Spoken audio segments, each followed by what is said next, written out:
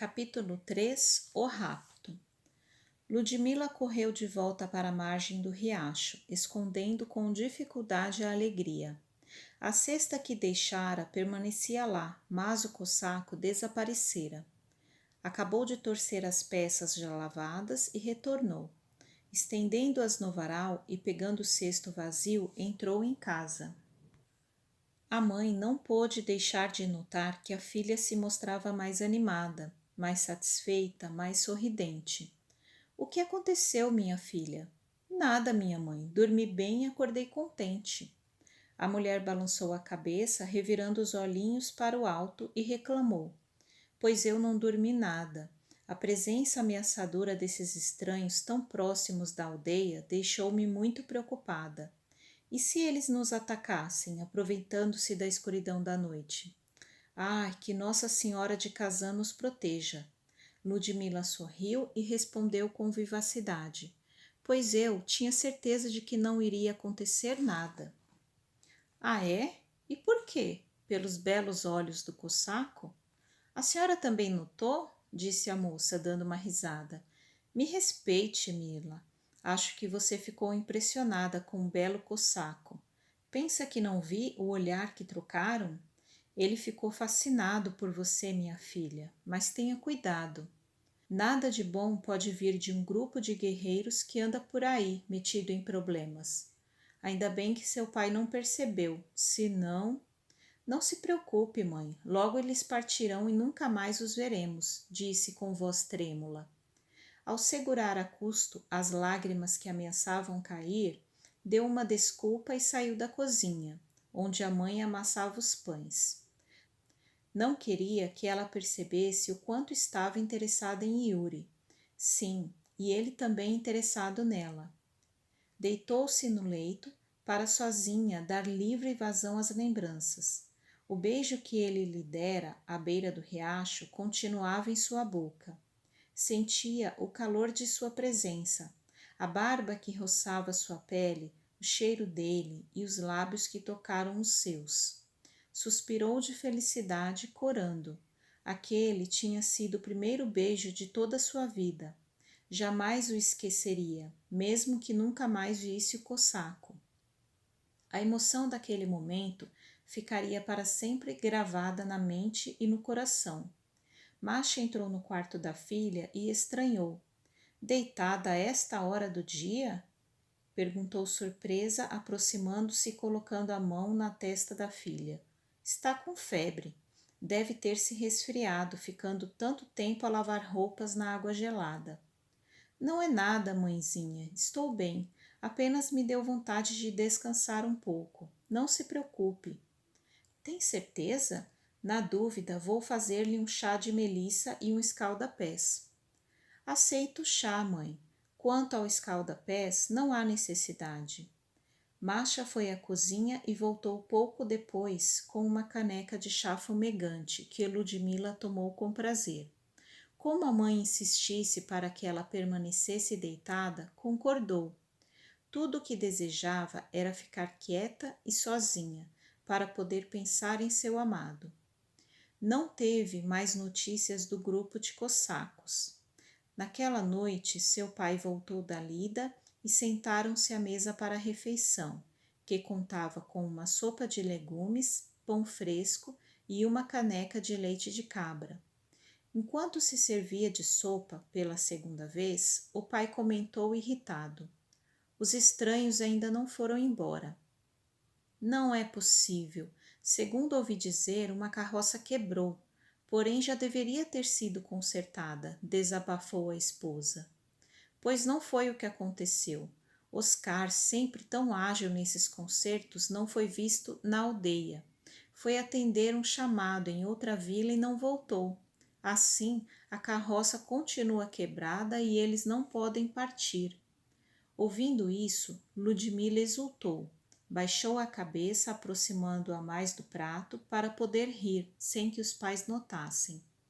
Masha olhou-a severa. Ouviu o que seu pai acabou de contar, Mila? Sim, minha mãe. Isso significa que você deve permanecer em casa. Não é seguro andar por aí enquanto esses desconhecidos estiverem nas imediações. Mas, mãezinha, amanhã cedo eu queria ir à casa de minha amiga Sônia, só se for acompanhada por mim ou por seu pai. Está bem, mãe. Estou com sono e vou dormir. Boa noite. Boa noite, filha.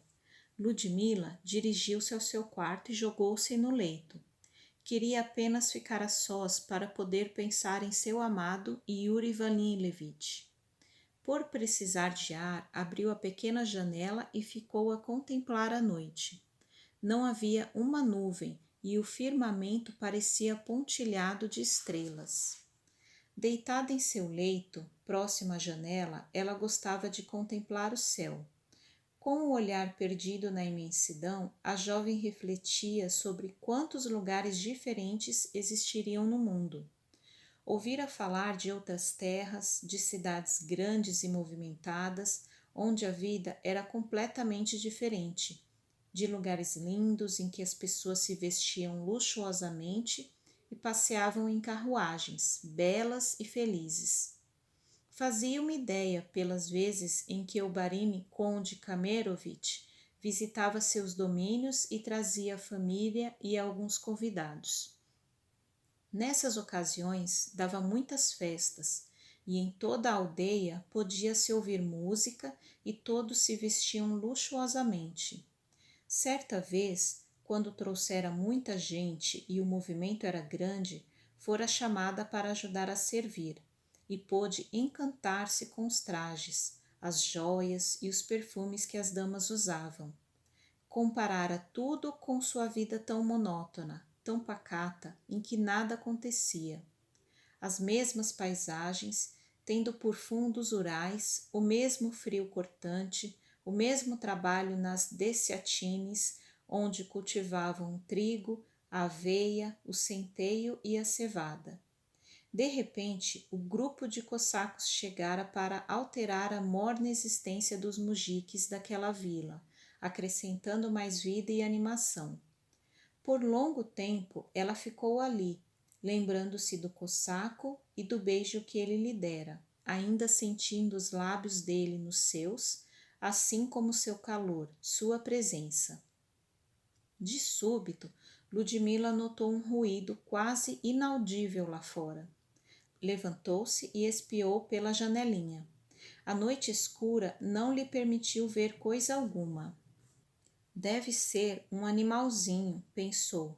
Nisso ouviu novo ruído e apurou a visão. Queria gritar, chamar o pai, mas não teve tempo. Uma voz sussurrou bem próxima. Não se assuste, Ludmila, sou eu, Yuri. Como se atreve? Se meu pai o encontrar aqui, vai matá-lo. Não se preocupe, seu pai está dormindo há um bom tempo. Daqui de fora dá para ouvir seus roncos. Realmente, a moça estava tão acostumada ao ronco do pai que nem se dera conta. O que deseja? Conversar. Não posso. O que a impede? Venha para fora e conversaremos. Ludmila tremia da cabeça aos pés e sentia o coração descompassado dentro do peito, batendo forte. Tinha consciência de que não deveria atender aos seus apelos. Todavia, tudo nela ansiava por estar com ele. Entre a razão e o coração, venceu o último. Está bem, mas só por alguns minutos. Sem fazer ruído, fechou a porta, calçou os lápis e, colocando um grande chale sobre a cabeça para se proteger do frio, deixou o quarto. Na ponta dos pés, caminhou até a cozinha, abriu a porta e imediatamente 2 abraços agarraram-na com paixão. Não, Yuri, não me rejeite, Mila. Jamais amei mulher alguma como amo você. Abraçou-a com loucura, beijou-a nos lábios carnudos. Ludmila sentiu-se também dominar pela paixão e entregou-se a seus beijos. Quando ele se tornou um pouco mais afoito, ela assustou-se e, desprendendo-se dos braços dele, correu para a isba. Não fuja, Ludmila, fique comigo, murmurava ele. A jovem, porém, já fechara a porta apavorada. Deitou-se a tremer, sentindo ainda em seu rosto, em seu pescoço e em sua boca os beijos do cossaco. Toda sua pele ardia e seu corpo queimava de paixão por ele. Naquela noite, Ludmila não conseguiu dormir. O alvorecer de um novo dia encontrou-a insone, cansada e pálida.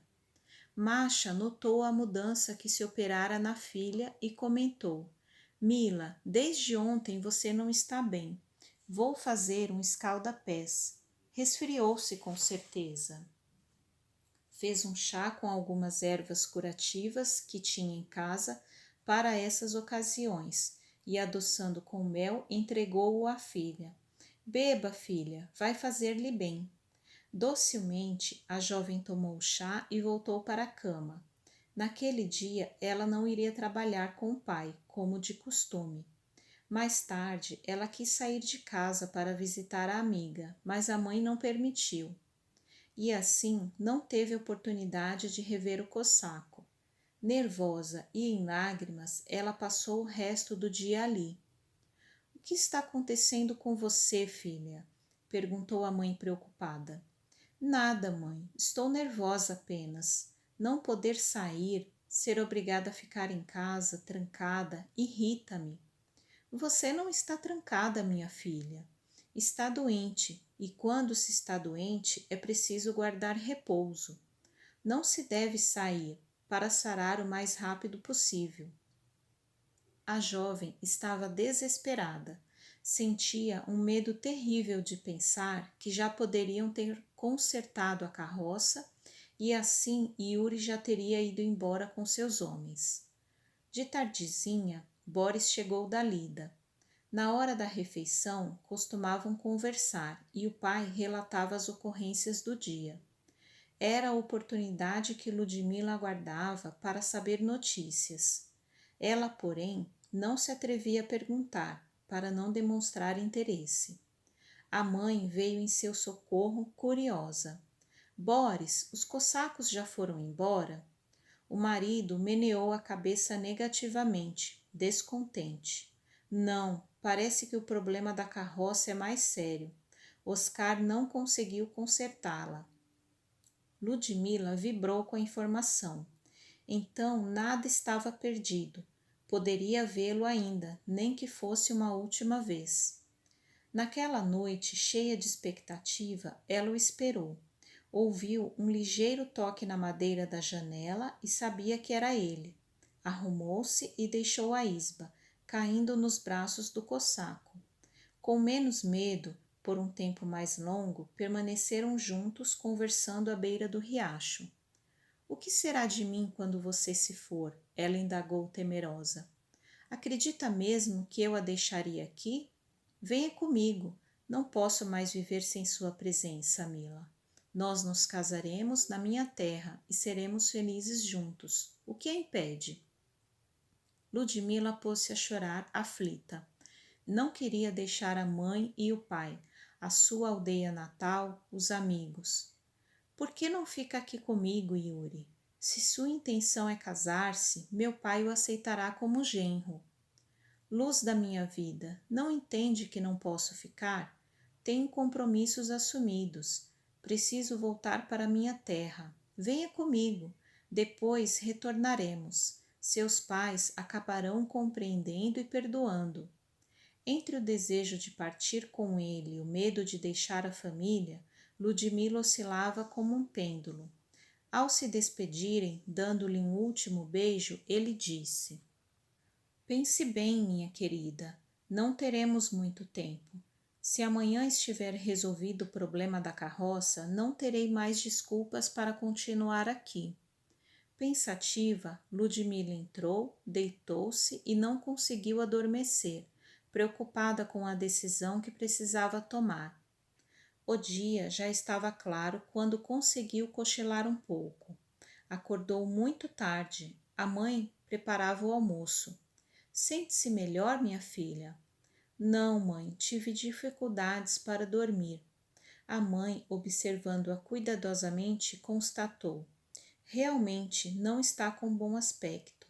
Está abatida, pálida, desanimada. O que há com você, filha? Não sei, minha mãe. Na manhã seguinte, conforme informação de Boris, finalmente os cossacos partiriam. Como Ludmila estivesse bastante agitada, os olhos vermelhos e inchados de tanto chorar, os pais não dormiram, preocupados com ela. Assim, a jovem não pôde encontrar-se com o cossaco. Yuri esteve nas imediações da isba de Boris. Viu luz acesa durante a noite toda e percebeu logo que algo estava acontecendo. Afastou-se pela madrugada sem ter conseguido avistar Ludmila. O que estaria ocorrendo? Na manhã seguinte, todos se dirigiram para o centro da aldeia, desejosos de ver partir os cossacos. Contra a vontade de seus pais, Ludmila também se preparou e saiu com eles. Ansiosa, queria ver Yuri pela última vez. Os cossacos desmontaram o acampamento e, montando em seus cavalos, puseram-se em marcha.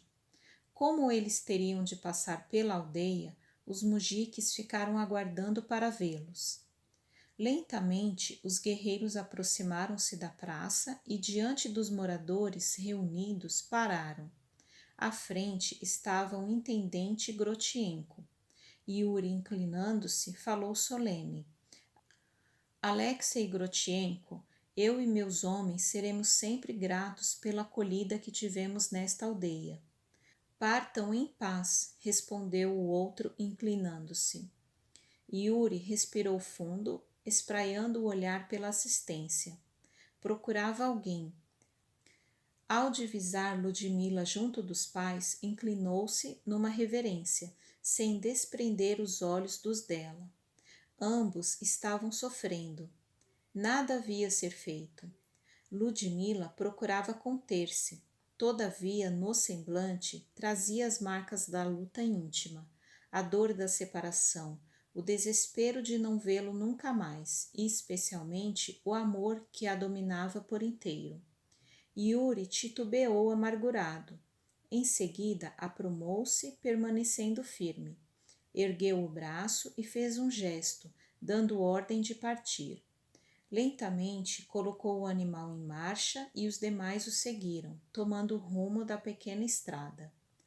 Os aldeões os acompanhavam com os olhos, esperando vê-los desaparecer ao longe. De súbito, porém, quase na saída da aldeia, notaram que os cossacos haviam parado. Alguns segundos se passaram até que um deles voltou-se e, decidido, esporeando o animal em desabalada carreira, retornou sobre seus passos. Os mujiques, perplexos, não sabiam o que estava acontecendo e esperaram. O cavaleiro, que era Yuri Vanilevich, aproximou-se rapidamente e os aldeões, ao vê-lo, afastaram-se estupefatos, para não serem atropelados pelo cavalo. Chegando perto e escorregando um pouco pela sela, o cavaleiro abaixou-se de repente e agarrou a jovem Ludmila, que, assustada, se pôs a berrar como louca, enquanto o cossaco se afastava com a mesma rapidez. Os moradores, aparvalhados, ficaram parados. Depois, Boris e Masha começaram a gritar em vão por ajuda. Tudo foi tão rápido que ninguém pôde fazer nada. Com Ludmila, que lutava e gritava em seus braços, o cossaco afastou-se a galope, seguido de seus companheiros, que o aclamaram entusiasmados. Aquele era o chefe que eles conheciam e admiravam. Ponha-me no chão, Yuri. Largue-me. Não tenho direito de arrastar-me contra a vontade. Suplico-lhe, deixe-me retornar para minha casa. Ele não respondia. Mantinha toda a sua atenção direcionada para o trajeto que estavam fazendo. Haviam-se embrenhado por um caminho no meio da floresta e qualquer descuido poderia ser fatal. Exausta de gritar, de pedir e de chorar, Ludmila acabou desmaiando. Ajeitando-a melhor em seus braços, ele pôde cavalgar com mais tranquilidade. Com os olhos fixos na estrada, intimamente, ele se questionava: o que me fez decidir no último instante? Féodor havia dito várias vezes que ele deveria roubá-la, já que a amava. No entanto, ele resistia com firmeza de propósitos, fiel à sua consciência, que lhe dizia que o correto seria respeitar a vontade dela. Naquele último olhar que trocaram, todavia, ele percebera nela um amor tão intenso, o medo de partir e, ao mesmo tempo, o desejo de segui-lo. Não resistiu mais. Que me importa o resto? Eu a quero para mim e a terei. Então estacara e, fazendo meia volta, iniciara a desenfreada corrida para pegá-la nos braços e partir com ela. Sem Ludmila, a vida não teria mais sentido. Quando a jovem acordou, estava acomodada em uma esteira e coberta com uma manta de lã de carneiro. Abriu os olhos e, num primeiro momento, não se lembrou do que tinha acontecido. Era noite. Relanceou o olhar ao redor. À luz de uma fogueira, viu homens em torno dela, comendo. Outros andavam de um lado para o outro, ajeitando as coisas. Nisso, sentiu um braço que envolvia sua cabeça e virou-se para trás. Yuri? Sim, minha querida Ludmila, sou eu, quem a ama acima de tudo. Ah, sonhava com você. Estarei sonhando ainda? Não, minha bela, você não está sonhando. Ela ergueu o corpo e balbuciou. Mas, sonhei que você havia me raptado. Balançando a cabeça, ele discordou. Não é sonho. Realmente eu a raptei. Agora vamos viver juntos e seremos felizes. De um pulo, ela colocou-se de pé. Arfava de indignação, de raiva. Os demais pararam o que estavam fazendo ao ouvir seus gritos. Então você teve a coragem de raptar-me sem meu consentimento? E meus pais? Com certeza estão sofrendo agora, sem saber o que aconteceu comigo. Leve-me de volta já, ordenou a autoritária, batendo o pé no chão. Os cossacos deram uma gargalhada. Com carinho, Yuri retrucou. Agora é impossível, querida, mas não se inquiete por isso. Logo voltaremos e explicarei tudo a seus pais. No momento, você precisa alimentar-se um pouco. Viajamos muitas horas e... Não quero, leve-me para casa, é uma ordem. Os cossacos riram novamente. Ele respirou fundo e, com voz pausada, explicou. Infelizmente, estamos muito longe da sua aldeia. Viajamos o dia inteiro e estamos cansados. Acalme-se. A noite é boa conselheira. Vamos dormir e amanhã conversaremos. Ao ver que não conseguiria fugir com tantos homens a vigiá-la, e mesmo se o conseguisse, não conhecia a região e não saberia para onde ir, calou-se. Sentou-se e aceitou um pedaço de pão, um naco de carne e uma caneca de vinho que ele tinha lhe oferecido. Reconheceu que estava exausta e faminta. Comeu e sentiu-se melhor. O vinho esquentou-a por dentro. Deitou-se novamente e adormeceu.